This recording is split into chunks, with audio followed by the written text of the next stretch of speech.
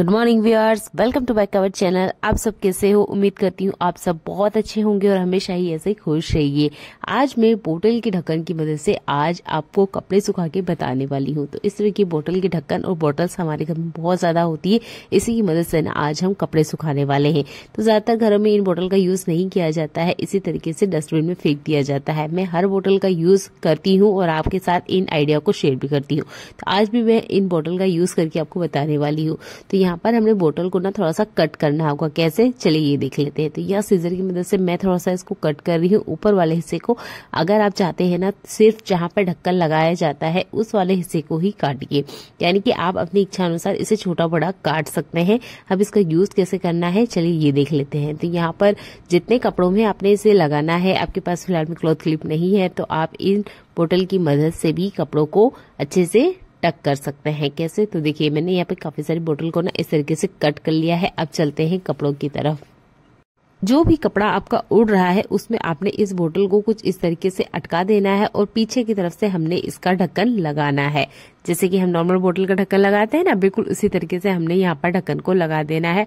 अब आप देखेंगे आपका ये जो कपड़ा है हवा के साथ बिल्कुल नहीं तैरने वाला है। कितनी भी तेज हवा क्यों ना चल जाए, इस तरीके से आप कपड़े को क्लॉथ क्लिप ना होने पर बोतल का यूज करते हुए कपड़ों में लगा सकते हैं और इससे कपड़े को किसी तरह का कोई नुकसान नहीं होता है।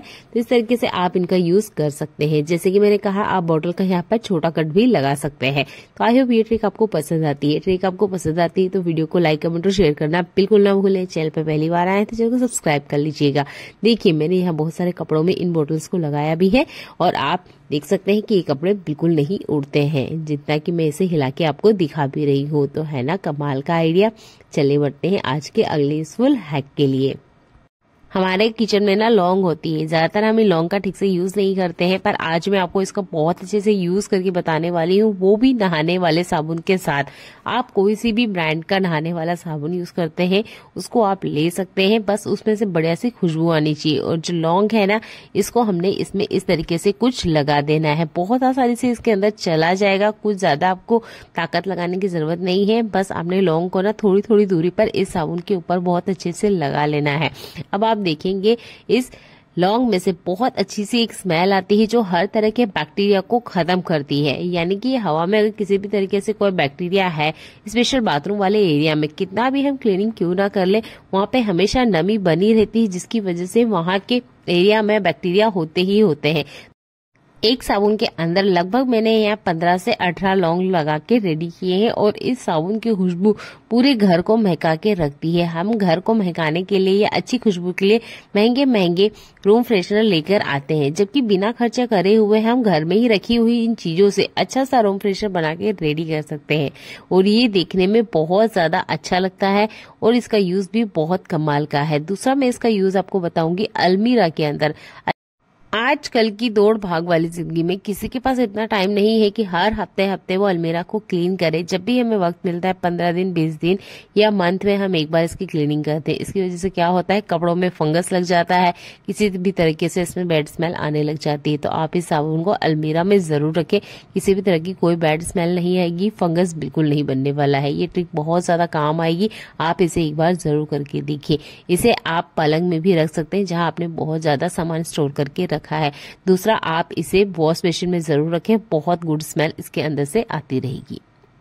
ये केले मेरे यहाँ दिन में आए थे, मैंने सोचा कि शाम तक मैंने देखूंगी, पर शाम तक ही देखिए इसके पीछे वाले 2 केले खराब हो चुके हैं। तो आपके घर में भी ऐसा होता होगा, जब केला आ जाता है तो ये केले ना चलते ही नहीं है, यानी जिस दिन लाए उसके 1-2 दिन के अंदर ही हमें इन्हें कंज्यूम करना होता है। हम इन्हें रख नहीं सकते क्योंकि बहुत ज्यादा पके हुए केले होते हैं। और इस तरह के केले को कैसे हम रखें कि वो 2-4 दिन तो चले ही चले, तो आपने क्या करना है, जिस भी पॉली बैग में आ रहे हैं या आप कोई डोरी ले लीजिएगा। तो इसी बैग में ये आए थे और इसी को मैं यूज करते हुए इसे अच्छे से हैंग करूंगी, ताकि जो केले हैं अगले 3 दिन तक ऐसे के ऐसे ही बने रहे, बिल्कुल खराब ना हो।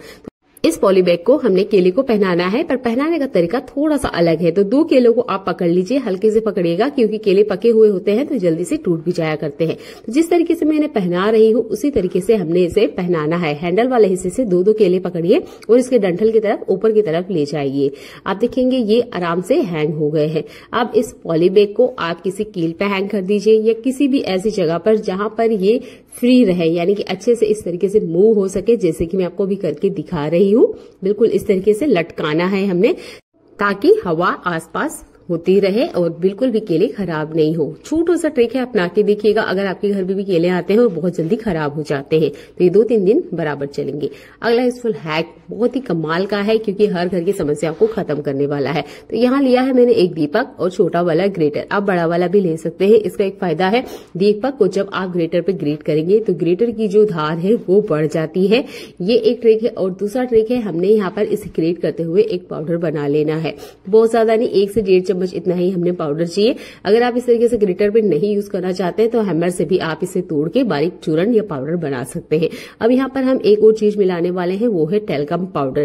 तो ये मिश्रण एक बनके रेडी हो चुका है, जो कि चींटियों को भी भगाता है और इसका आज हम यूज करने वाले हैं झाड़ू के ऊपर। तो अच्छे से हमने इसे ऐड कर लेना है, मिला लेना है।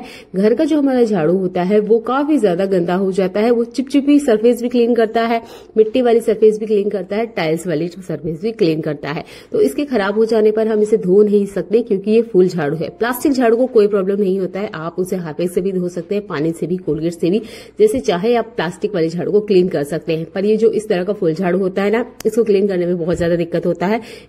तब आप दीपक वाली मिट्टी और पाउडर को इस तरीके से इसके ऊपर डाल दीजिए। इसके ऊपर से चिपचिपाहट भी खत्म होगी, किसी तरीके से चींटी लग रही है या किसी तरह की बैड स्मेल भी आ रही है वो भी खत्म हो जाएगी। ये छोटा सा ही ट्रिक है पर बहुत ज्यादा काम आता है, क्योंकि जब झाड़ू खराब हो जाती है तो ज्यादातर क्या करते हैं, इसे धोने लग जाते हैं। धोने से ये साफ तो हो जाती है पर बहुत जल्दी खराब भी हो जाती है। तो आपको भी बचाना है, इस तरीके से झाड़ू को लॉन्ग टाइम चलाना है। तो इन छोटी सी ट्रिक को अप्लाई कीजिएगा और आपकी झाड़ू लॉन्ग टाइम तक चलेगी।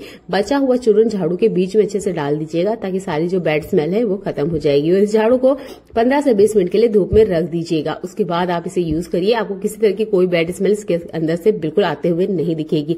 अगर बहुत ज्यादा ये गंदा है तब आप यहाँ पर हल्दी का भी यूज कर सकते हैं पाउडर की जगह, तब भी ये बहुत अच्छे तरीके से काम करेगी।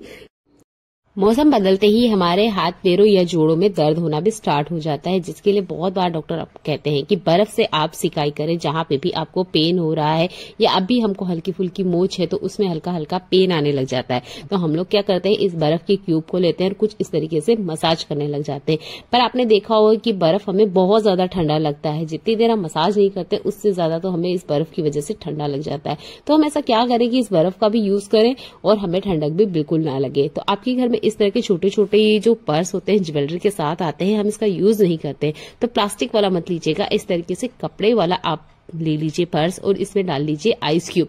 तो जितने इसके अंदर आ सकते हैं उतना आप डाल लीजिए और इसके बाद में आप यूज कर सकते हैं इसका उस हिस्से पर जहां पे भी आपको दर्द हो रहा है। घर में छोटे बच्चे हैं, टीके लगते हैं, तो आपने भी देखा ही होगा कि बच्चों को बहुत ज्यादा दर्द होता है और डॉक्टर भी कहते हैं कि बर्फ से सिकाई करें ताकि टीके की वजह से बच्चे को किसी तरह की दर्द और तकलीफ ना हो। तो हमें ये सिकाई का काम ना बार बार करना होता है। तो इस तरीके से आप इस पर्स का यूज कर सकते हैं कि आप इसमें आइस क्यूब डाल लें।